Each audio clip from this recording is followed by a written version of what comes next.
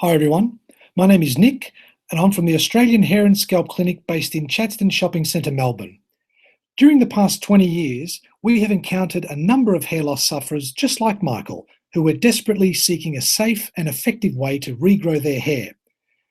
Many of our clients have previously used pharmaceutical hair loss treatments, which either failed to work or caused serious side effects. For example, let's look firstly at Michael's case.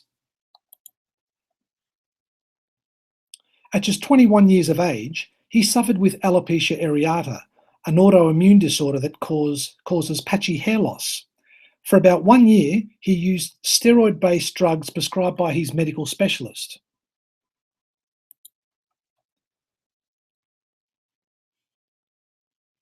He experienced no side effects, but no hair regrowth results either.